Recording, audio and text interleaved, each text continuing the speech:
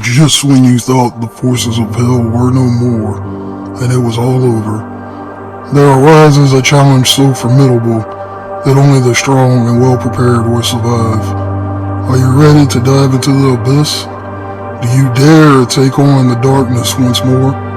If so, then keep watching. As always, please don't forget to like, subscribe, and hit that notification bell to be notified of new content. As always, thank you for your support. Let's get into it.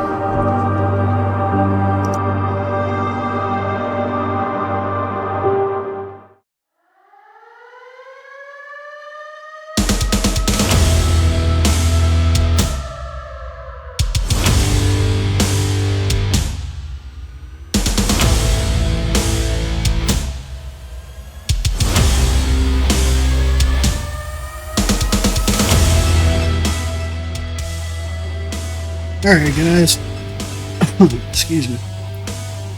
First of all, I want to thank you all for tuning in. What I'm going to be going over today is explaining exactly how the Nightmare Dungeons work, how to get the sigils, and also how to upgrade your runes once you complete the Nightmare Dungeon. So without further ado, let's get into it. Okay guys, so the first thing you need to know about the Nightmare Dungeons is that you can't access them until you get to World Tier 3. So in order to get to World Tier 3, what you actually have to do is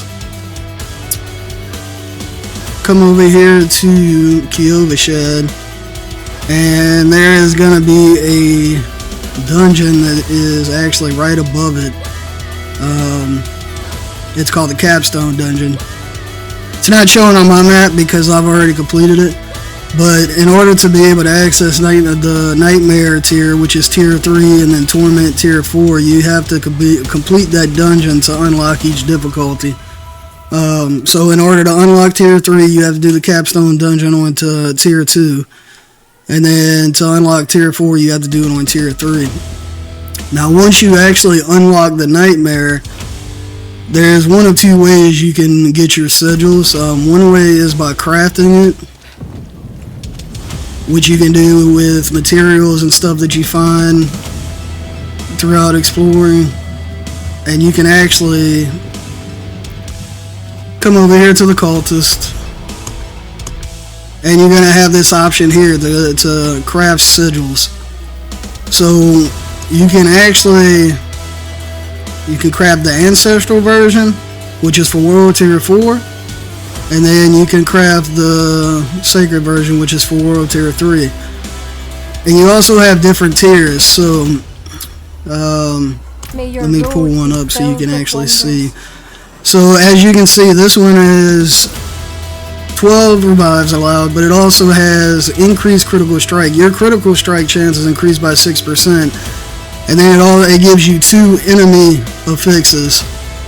Each one is going to have at least 3 affixes on it, one for you and then one for the enemies within the Nightmare Dungeon.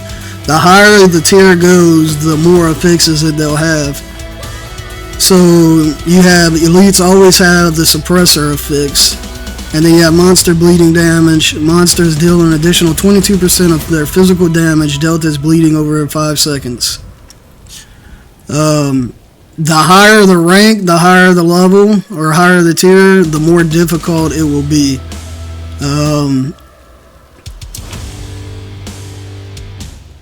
So let's get into the rune crafting.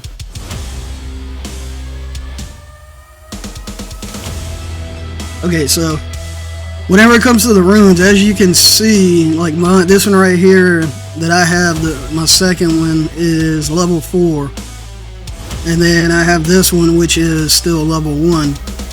But the way it works is after you complete each Nightmare Dungeon, what it's going to do is it's going to form a bubble around you, and then it's going to give you an option to basically click on the stand or the rune upgrade module that's actually in the circle with you. And what you have to do is hover over the rune that you want to upgrade, that you want to apply the XP to,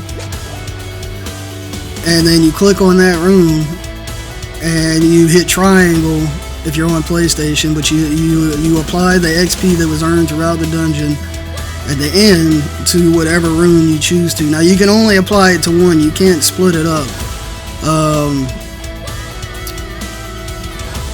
So yeah, there's that. Now as you can see, I'm going to be leaving some gameplay of me running through a dungeon just so you can have an idea of what it's like, what it's set up like, and what to expect. And as always, if you enjoyed this video and you find it helpful or informative, please give me a like, subscribe, also hit the notification bell, and comment on the videos that I post. Give me feedback, because I am a new channel, so any and all feedback is welcome and appreciated.